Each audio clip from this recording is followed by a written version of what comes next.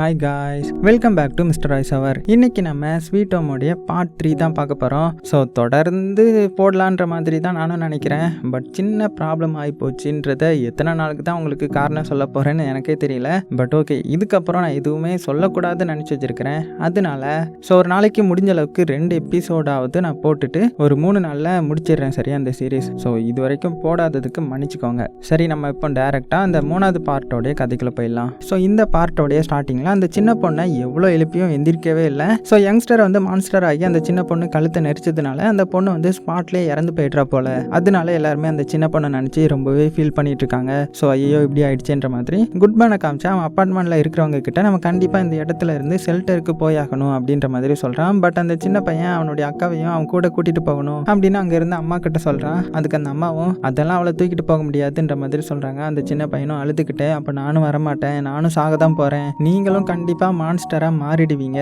அப்படின்னு அழுதுகிட்டே ரொம்பவே ஃபீல் பண்ணி சொல்ல, அதுக்கு அந்த அம்மாவும் அது அப்படிலாம் நடக்கணும் உறுதியாக சொல்ல முடியாது, ஸோ நீ வா எங்க கூட அப்படின்ற மாதிரி சொல்கிறாங்க. ஸோ அந்த பையனை அழுதுகிட்டு ட்ரக்கில் இருந்து ஓடி வந்து என்னை தனியாக விடுங்க, நான் என்னுடைய அக்கா கூடவே இருக்கணும் அப்படின்ற மாதிரி கத்திக்கிட்டே இருக்கிறான். லிஃப்ட் கேட்டவரை வந்து அந்த சின்ன பையனை தூக்கிட்டு போகிறாரு. அப்படியே எல்லாருமே அந்த இடத்துல இருந்து கிளம்பி அந்த குட்மேனுடைய பின்னாடி போகிறாங்க. அடுத்த சீனில் கேங்ஸ்டரை காமிக்கிறாங்க.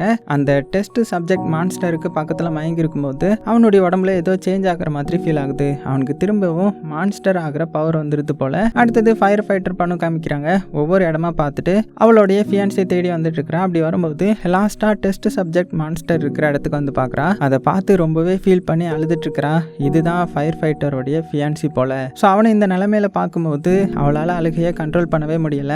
அதனால கத்தி கதறி அழும்போது அவளுக்கு வயிறு வர ரொம்பவே வலிக்க ஆரம்பிக்குது. ஸோ சீசன் 1ல பார்த்துருந்தீங்கன்னா தெரிஞ்சிருக்கும், ஃபயர் ஃபைட்டர் பொண்ணு பிரெக்னன்சியா இருந்திருப்பார் இல்லையா. ஸோ இப்போ இவளுக்கு டெலிவரி பெயின் வர ஆரம்பிக்குது. அதனால அவள் போட்டிருந்த சேஃப் சூட்டை ரிமூவ் பண்ணி அங்கேயே அப்படியே மயங்கி போயிட்டாங்க.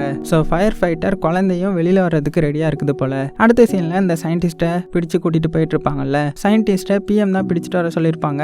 அங்க ஒரு மீட்டிங் மாதிரி அரேஞ்ச் பண்ணி எல்லா ஆஃபீஸர்ஸும் உட்காந்துட்டு இருக்காங்க. ஸோ சயின்டிஸ்டும் பிஏவை பார்த்து நான் தான் நீங்க சொன்ன மாதிரி உங்களுக்கு கோஆப்ரேட் பண்றேன்னு சொன்னேன்ல அப்படின்னு சொல்லிட்டு திரும்பவும் ஏன் இப்படி பண்றீங்கன்ற மாதிரி கேட்கறான். அதுக்கு பிஎம் சயின்டிஸ்ட் கிட்ட அதுக்கெல்லாம் இப்போ டைம் இல்லை அப்படின்னு சொல்லி டேபிள் மேல இருந்த பிரீஃப் கேஸை காமிச்சு இது உனக்கு ரொம்பவே முக்கியன்றது எனக்கு தெரியுன்ற மாதிரி சொல்றாரு. அதுக்கு சயின்டிஸ்டும் இதை எப்படி கண்டுபிடிச்சிங்க, இந்த பிரீஃப் கேஸ் வச்சிருந்த பர்சனை கொன்னுட்டு இதை நீங்க எடுத்துட்டு வந்திருக்கீங்களா அப்படின்னு கேட்கறான். அதுக்கு பிஏவும் அதெல்லாம் இருக்கட்டும், நாங்க இதுக்கான விலையை பேசி செட்டில் பண்ணிட்டு தான் இதை வாங்கிட்டு வந்தோம், நீ வளவலன்னு பேசாம இந்த பிரீஃப் கேஸை ஓப்பன் பண்ணு அப்படின்னு சொல்றாரு. அதனால சயின்டிஸ்டும் அந்த பிரீஃப் கேஸை ஃபிங்கர் பிரிண்ட்டை வச்சு ஓப்பன் பண்ணி அதை காட்டினா அதுல வேக்சினை காணோம். ஸோ அது எம்டியா இருக்குது. இதை பார்த்த பிஎம் வந்து டென்ஷன் ஆகி வேக்சினை எங்க வச்சிருக்கீங்க அப்படின்னு கேட்கிறாரு. அதுக்கு சயின்டிஸ்டும் இது இருக்க வேண்டிய இடத்துல சேஃபா இருக்கும், உங்களால அதை கண்டுபிடிக்கவே முடியாதுன்ற மாதிரி சொல்றான். அப்படியே சீன் கட்டாக அபார்ட்மெண்ட்ல இருந்தவங்க எல்லாத்தையுமே காமிக்கிறாங்க. அவங்க எல்லாரும் கூட சேர்ந்து போயிட்டு இருக்கும்போது குட்மேனும் அபார்ட்மெண்ட்ல இருக்கிறவங்கள பார்த்து நான் இப்ப கிளம்புறேன்ற மாதிரி சொல்றாரு.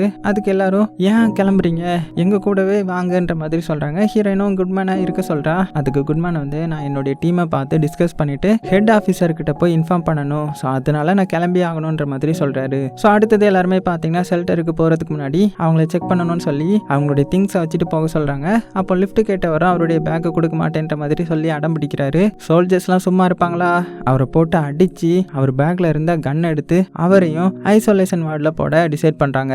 அடுத்தது இந்த தழும்பு ஆஃபீஸர் இருக்கார்ல, அவருடைய மெம்பர்ஸ்லாம் வந்து இவர்கிட்ட அவங்களுடைய டீம்ல நிறைய பேர் மான்ஸ்டர் அட்டாக் பண்ணி இறந்துட்டாங்க, ஸோ பிளாட்டூனையும் சென்ட்ரல் கவர்மெண்ட் வந்து ரிட்டர்ன் வர சொன்னதுனால அவங்களும் நமக்கு எந்த ஒரு ஹெல்ப்பும் பண்ணல, இதனால நம்ம நிறைய பேரை இழந்துட்டோம் அப்படின்னு சொல்றான். ஸோ இதனால தழும்பு ஆஃபீஸரும் ஜென்ரல் ஆஃபீஸரை போய் பார்த்து இறந்த சோல்ஜர்ஸோடைய செயினை எடுத்துட்டு வந்து எதுக்கு அந்த பிளாட்டூனை நீங்க ரிட்டர்ன் வர சொன்னீங்க, ஸோ என்ன நடந்தாலுமே நம்ம பேக் ஆகாம இதுல சக்சஸ் ஆகணும்னு சொன்னீங்கல்ல, பட் இப்போ திரும்பி வர சொன்னதுனால நம்ம சோல்ஜர்ஸ் நிறைய பேரை இழந்து போயிட்டோம், இப்போ நீங்களே ஏன் இப்படி பண்ணீங்க அப்படின்னு கேட்கிறாரு. அதுக்கு ஜென்ரல் ஆஃபீஸர் இதுக்கு மேல அந்த க்ரோ பிளாட்டூன் ரொம்ப நேரம் வச்சிருக்க முடியாது, அதனால தான் இப்படி பண்ணன்ற மாதிரி சொல்றாரு. அப்படியே சீனும் கட் ஆகுது. அடுத்த சீன்ல ஆர்மி ஃபோர்ஸ் எல்லாம் என்ன பண்றாங்கன்னா மனிதர்களுடைய டெம்பரேச்சரை செக் பண்ணி பார்த்துட்டு அவங்களுடைய கையை கீறி அது உடனே மறையுதா இல்லைனா மாறாம நார்மல் மனுஷங்களா இருக்காங்களா அப்படின்னு செக் பண்ணி பார்த்து அவங்களுக்கு ஹியூமன் கையில அச்சு போட்டு விட்டுறாங்க. அப்போ அரை ட்ரௌசருக்கு டெம்பரேச்சர் செக் பண்ணிட்டு இருக்கும்போது சோல்ஜர்ஸ் அரை ட்ரௌசர் கிட்ட ரீசெண்ட் டேஸ்ல உனக்கு நோஸ் ப்ளீட் ஆச்சா அப்படின்னு கேட்கறாங்க. அதுக்கு அரை ட்ரௌசரும் எதுவுமே பேசாம அமைதியாவே இருக்க. சோல்ஜர்ஸ் அரை ட்ரௌசர் வயிற்றுல பிளட் வரதை பார்த்து டவுட் பட்டு என்ன நிமிந்து பாரு, உன்னுடைய கண்ணை காட்டு அப்படின்னு சொல்லிட்டு இருக்கிறாங்க. அப்போ அந்த அரை ட்ரௌசருக்கு பக்கத்துல செக் பண்ணவனுடைய கையை கிழிச்சு பார்க்கும்போது அது சடனா சேஞ்ச் ஆகுது. உடனே அவனை பிடிச்சி ஐசோலேஷனில் வைக்க கொண்டு போகிறாங்க. அவனும் பார்த்தீங்கன்னா என்ன திரும்ப ஆனாலும் செக் பண்ணி பாருங்க, இது வேற என்னமோ அப்படின்னு எவ்வளோ சொல்லி கத்துறான். இருந்தாலும் அவனை இழுத்துட்டு போயிடுறாங்க. இங்கே சோல்ஜர் அடுத்தது அரட் ரோசர் கிட்ட கேட்டுட்டு இருக்கும்போது அவளும் கண்ணை வந்து சோல்ஜர் கிட்ட காட்டுறா. அது நார்மலாக இருக்கிற மாதிரி தான் தெரியுது. அதே டைமில் சோல்ஜர்ஸ்க்கு சென்ட்ரல் கவர்மெண்ட்ல இருந்து அனௌன்ஸ்மெண்ட் வருது. அது என்னன்னா டெம்பரேச்சர் மட்டும் செக் பண்ணிட்டு குயிக்கா சர்வைவரை சென்ட் பண்ணுங்க அப்படின்ற மாதிரி சொல்றாங்க. ஸோ இதை கேட்டதுமே எல்லாருமே ரஷ் ஆகி மூவ் பண்ண ஸ்டார்ட் பண்றாங்க.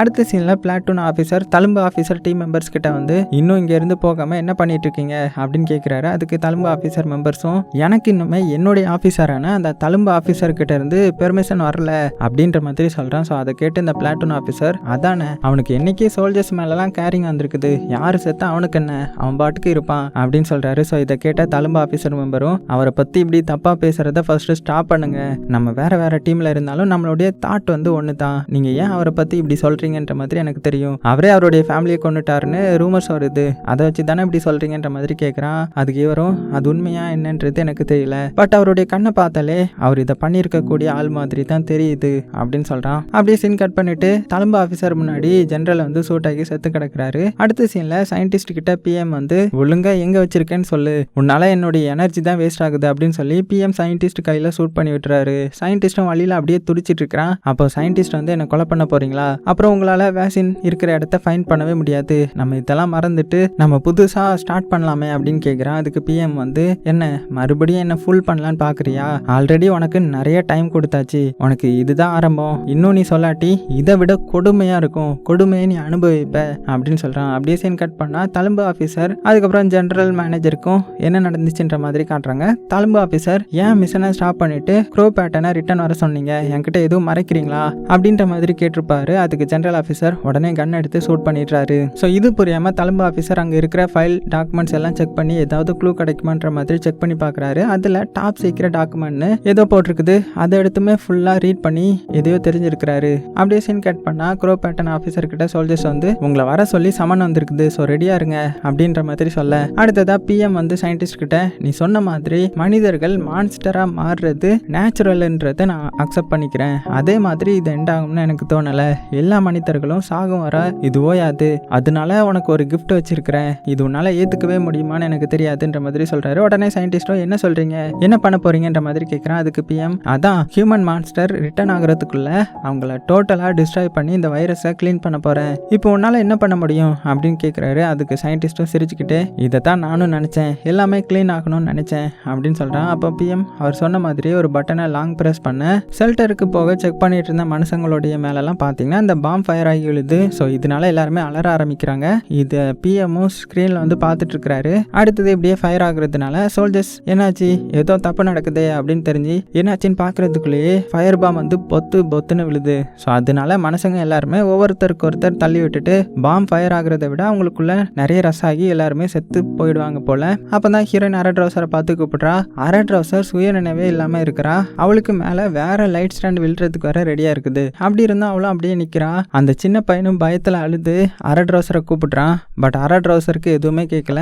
அப்பதான் எல்லாருமே எந்திரிச்சு அரட் ரோசரை தள்ளவும் இப்பதான் அவளுக்கு சுய நினைவே வருது. சின்ன பையன் அழுதுட்டே இருக்கிறத பார்த்து அவங்க கிட்ட வந்து அவனை தூக்குறாங்க. அடுத்தது இந்த பிஎம் தான் காமிக்கிறாங்க. அவர் அந்த சயின்டிஸ்ட் கிட்ட இன்னும் நீ வாய் ஓபன் பண்ண மாட்டுக்கல்ல அப்படின்னு சொல்லி குட் பை அப்படின்னு கண்ணை வந்து ஏன் பண்றாரு அவரை சுடுறதுக்கு.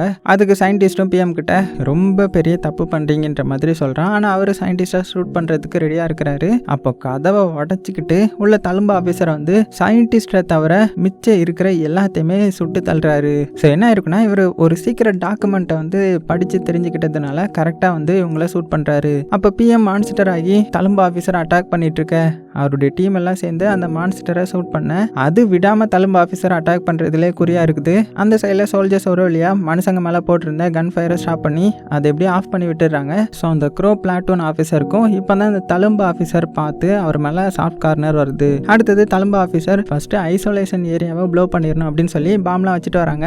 அதே டைம்ல இந்த சைடு பார்த்தீங்கன்னா நம்ம ஃபயர் ஃபைட்டர் பொண்ணு இருக்கா இல்லையா, அவன் மெதுவாக கண்ணை திறந்து பார்க்குறா. அதே டைம்ல இந்த சைடு கேங்ஸ்டர்னு பார்த்தீங்கன்னா அவனுடைய கையை வச்சுக்கிட்டு அப்படியே உரசிட்டு வரான். அவன் பின்னாடி எல்லா மான்ஸ்டரும் சுத்திட்டு இருக்குது. இதெல்லாம் சப்ஜெக்ட்டுக்கு பிடிச்சு வச்சிருக்காங்க போல. ஃபயர் ஃபைட்டர் மெதுவா அந்த இடத்துல இருந்து வெளியில வந்துட்டு இருக்கா. அடுத்தது ஹீரோ கிட்ட வாய்ஸ்ல நீ இப்போ என்ன நினைக்கிற, உன்னுடைய ஃபேமிலி எல்லாம் எங்க இருக்காங்கன்னு கேக்குது. அதுக்கு ஹீரோவும் என்னுடைய ஃபேமிலி மெம்பர்ஸ் எல்லாருமே செத்து போயிட்டாங்கன்ற மாதிரி சொல்றான். அப்ப நீ தான் அவங்கள உன்னுடைய கையால கொலை பண்ணிருக்க அப்படி தானே அப்படின்னு கேக்குது. அதுக்கு ஹீரோவும் ஸ்டாப் இட் அப்படின்ற மாதிரி சொல்ல, இதெல்லாம் பேசி நம்ம ஹீரோவை டென்ஷன் பண்ணது அந்த கேங்ஸ்டர் தான். அவன் இப்பவும் நம்ம ஹீரோக்கு வெளியில இருந்து ஹீரோ கிட்ட நீ மான்ஸ்டர் தான், மனுஷன் இல்ல, அது உனக்கு தெரியல, எவ்வளவு சொன்ன நீ கேட்கல, இங்க எப்படி இருக்குது, இந்த இடத்துல உன்னை சேவ் பண்ண எந்த ஒரு மனிதனுமே இல்ல, இப்ப என்ன பண்ண போற, நான் உன்னை சேவ் பண்ணி உனக்கு ஒரு சான்ஸ் கொடுத்தேன், பட் நீ அதை மிஸ் பண்ணிட்ட, அதனால இந்த தடவை நீ இங்கே இரு, உன்னை நான் காப்பாற்ற வரமாட்டேன் அப்படின்னு சொல்லிட்டு போகவும் இதை கேட்டு ஹீரோவும் கதவை உடச்சி கேங்ஸ்டர் கூட எப்படியோ சண்டை போடுறான். கேங்ஸ்டரும் விடாம அவனுடைய கையை வச்சு ஹீரோடைய உடம்புல சொருகிறான். இப்படி சண்டை போகும்போது ஹீரோடைய கண்ணு வந்து அப்படியே மான்ஸ்டர் கண்ணை மாறி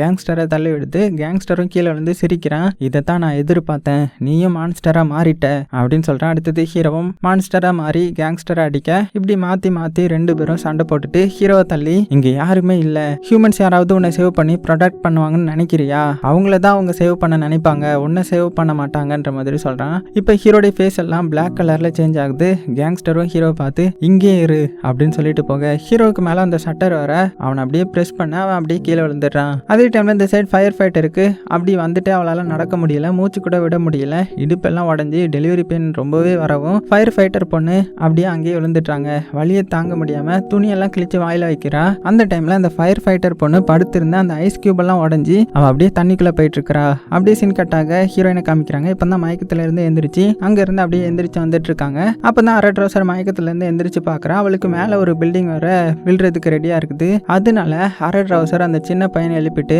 அவளும் நல்லா பாக்குறா. அவளால முடியல, காலில் ஒரு கம்பி வர வசமா சொருகி இருக்குது. அதனால அரை ட்ரௌசர் சின்ன பையன் கிட்ட இங்க இருந்து ஓடிடு, நடக்காத போ அப்படின்னு கத்துறாங்க. அந்த சின்ன பையன் போகாம அரை ட்ரௌசரை பார்த்து அழுதுட்டே இருக்கிறான். இந்த சவுண்டு கேட்டு அதுக்கு ஆப்போசிட்ல இருந்த ஹீரோயினும் பார்த்துட்டு அவளும் கத்துறா. சோ கடைசியா ஒரு வழியா சின்ன பையன் அங்கிருந்து போயிடுறான். ஹீரோயினும் அரை ட்ரௌசரை பார்த்து இப்படி மட்டும் ஆகக்கூடாதுன்னு கத்திட்டே இருக்கிறா. ஏன்னா ஹீரோயினுக்கு அங்க போக முடியாது, அவ போயும் எந்த ஒரு யூஸுமே கிடையாது.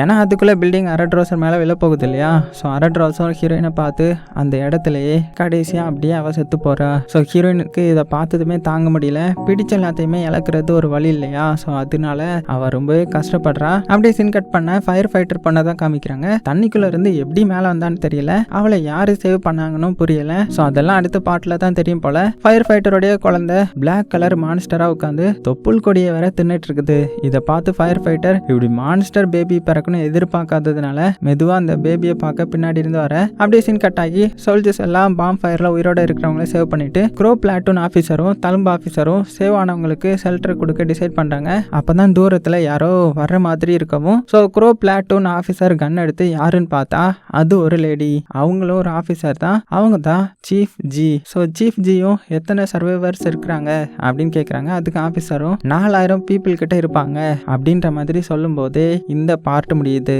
ஸோ இன்னும் ஒரு 3 பார்ட்ல இந்த சீசனை முடிச்சிடலாம். சீக்கிரமா முடிச்சுட்டு வேற சீரீஸ் பார்க்கலாம். ஓகேவா, சேஃபா இருங்க. உங்களுக்கு பிடிச்ச எல்லாத்தையுமே ரொம்ப ரொம்ப சேஃபா பார்த்துக்கோங்க.